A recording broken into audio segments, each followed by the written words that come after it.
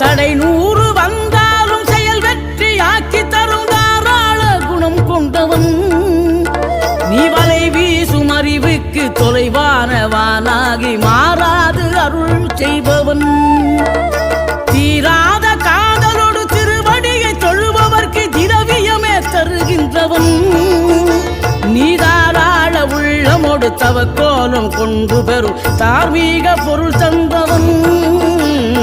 தார்மீக பொருள் தந்தவன். 6 படை வீடும் அருள் வழங்கும் முருகா அருகே நீ ஓடோடிவா.